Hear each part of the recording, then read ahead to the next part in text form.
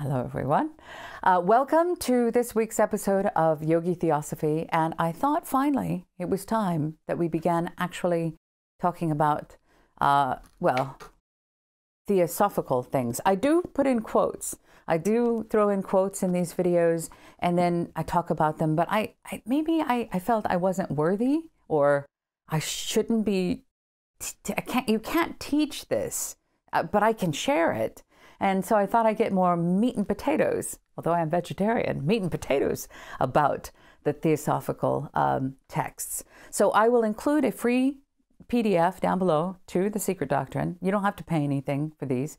You don't have to follow anybody. You don't have to join an organization or even a society. There's Light on the Path is back there too. Free copies down below. I also read them. Some of them are here on this channel that I have read and voiced so you can hear them. Some people ask about the name Yogi Theosophy. What does that mean? Well, that's not a different branch of Theosophy. Yogi means student or aspirant. And I got the term from Yogi Philosophy. So I kind of wanted to set myself aside, but not using my name because it's not about me. Just a student of Theosophy is what that means. And Theosophy, which we will talk about in a moment, has lots of little offshoots and branches, and some people will say, it's pseudo-theosophy or it's neo-theosophy, and it's not true. And there is a lot of corruption anytime there's stuff like this. So follow your own nose, follow your own discernment, and you will find much truth. And it is in the application of these teachings that I have found my life has improved and changed in such a humongous way. It's extraordinary that it would feel irresponsible not to share them with you. So I want to let's start with the key to Theosophy. Okay, so written down by HPB, Helena Petrovna Blavatsky. Light on the Path, written down by Mabel Collins. It is not the worship of these scribes. It is the texts that have come through. And these texts have been coming through not only in the New Thought movement, but all the way back. You go to Aristotle and back at the beginning of time. We're going to talk about that. We're actually going to start with the key to Theosophy. Here we go. So it's not going to be a huge long video, but if you want to get out some notes and stuff, you can. You can also download your own PDF and make your own notes there. It doesn't matter how you choose to do it. I just feel this is what I would like to share with you. I think that I wish I would have been able to get a hold of these at an earlier time in my life. It would have saved me a lot of grief.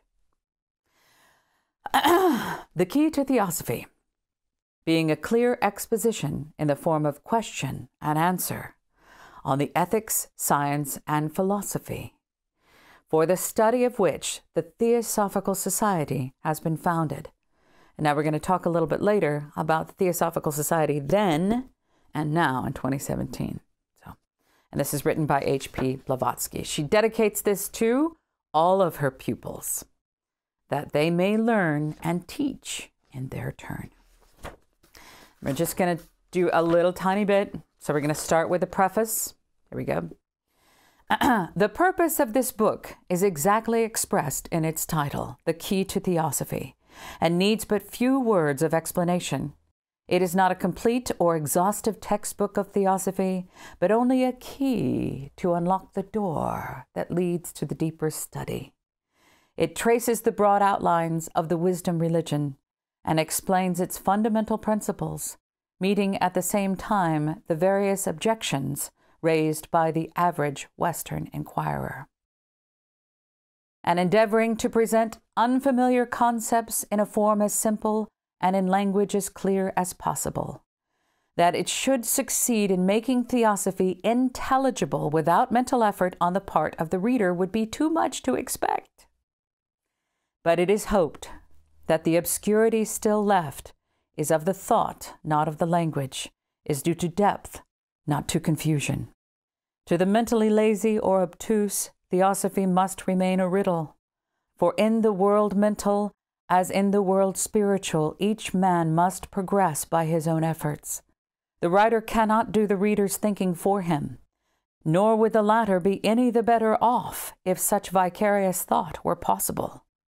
The need for such an exposition as the present has long been felt among those interested in the Theosophical Society and its work, and it is hoped that it will supply information as free as possible from technicalities, to many whose attention has been awakened, but who, as yet, are merely puzzled and not convinced. Some care has been taken in disentangling some part of what is true from what is false in spiritualistic teachings as to the post-mortem life, and to showing the true nature of spiritualistic phenomena. Previous explanations of a similar kind have drawn much wrath upon the writer's devoted head, the spiritualists, like too many others, preferring to believe what is pleasant rather than what is true, and becoming very angry with anyone who destroys an agreeable delusion.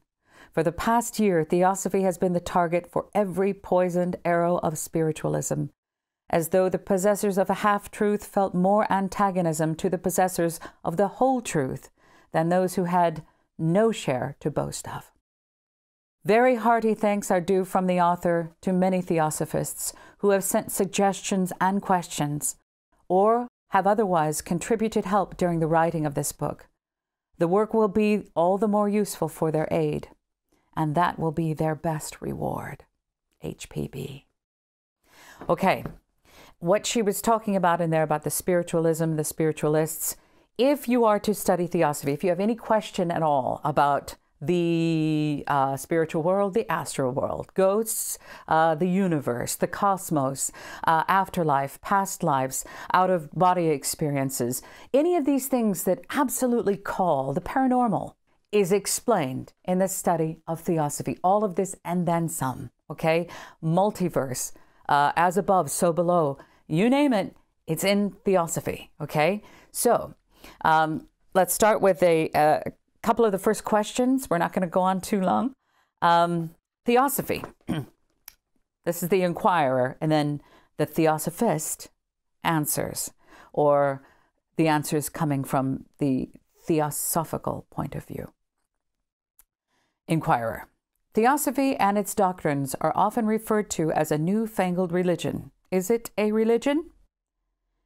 Answer. It is not. Theosophy is divine knowledge or science. Question. What is the real meaning of the term? Theosophist. Divine wisdom, Theosophia, or wisdom of the gods. As Thegonia, genealogy of the gods, the word theos means a god in Greek. It's one of the divine beings, certainly not God, as in the sense attached in our day to the term. Therefore, it is not wisdom of God, as translated by some, but divine wisdom, such as that possessed by the gods. The term is many 1,000 years old. Another question is, what is the origin of the name? Where did Theosophy come from? The answer is, it comes to us from the Alexandrian philosophers called lovers of truth. So the Philathians. You've heard philosophy, phil means loving, and aletheia means truth. The name Theosophy dates from the 3rd century of our era and began with Ammonius Saccas and his disciples, who started the eclectic theosophical system. What is the object of this system? The question is asked. The Theosophist answers. First of all, to inculcate certain great moral truths upon its disciples and all who were lovers of the truth. Hence the motto adopted by the Theosophical Society, there is no religion higher than truth. The chief aim of the founders of the eclectic Theosophical school was one of the 3 objects of its modern successor, the Theosophical Society, namely, to reconcile all religions, all sects and nations under a common system of ethics based on eternal verities. Verities meaning truths, beliefs, or principles. Okay, so my glasses have been shining up enough. The 3 objects of the Theosophical Society, or of Theosophy, you can find them online if you wish. 1 is to form a nucleus of the universal brotherhood of humanity without distinction of race, sex, caste, creed, or color. To encourage the study of comparative religion, philosophy, and science is number 2. And 3, to investigate the unexplained laws of nature and the powers latent in the human being. Latent meaning not discovered. What we are capable of as human beings. Beeness. That's with a B. Okay, so when they're talking in here in the Key to Theosophy, there's so many, I see through my own experience, a lot of theosophists who like to theosophize with other theosophists. So this does not mean to form a nucleus of the universal brotherhood of theosophists. Okay? It is to form a nucleus, which means heart, of the universal brotherhood of humanity. So we can study and get in little groups and then try to out academia each other with our knowledge of these texts. And that's what I found sometimes, many of the times, when I've joined the groups and things like that. And I do still try to learn from them. You can learn from anybody and everybody. But I also have a sensor that goes off when you see the glory of self and you see the glory of being blinded by your own light. And to out theosophize another theosopher seems to be more important than actually the application of these teachings. So it is written in the Secret Doctrine, glasses on again.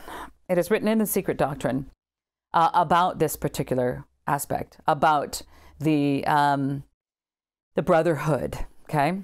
And I know that term has been taken over and misused and abused. It is the knowledge of this occult doctrine. When T. Subarow wrote, every class of adepts has its own bond of spiritual communion which knits them together. The only possible and effectual way of entering into such a brotherhood, okay, is by bringing oneself within the influence of the spiritual light which radiates from one's own logos. Okay, logos. In the beginning was the word. The word logos means the word or speech or the voice of the divine within. Okay, so when we're talking about the brotherhood, I think that kind of gets misunderstood, and there seems to be a hierarchical climbing and lots of real estate, lots of money, and lots of elevated individual human egos. This is an evolution of self. It can be done within yourself. I was just writing the other day that peace on earth can be achieved if every man is willing to overcome himself. And that is where the work takes place. This divine light is our higher self. You have it. You don't need to go get it. You already have it. Overcoming the world of the five senses, the world of the sensual and the physical world, the higher and lower self, Krishna, Arjuna. Anyway, I will put links to all these things down below. Thank you for listening to me stumble through, and thank you for joining me on this week's episode of Yogi Theosophy. I love you so much. I do.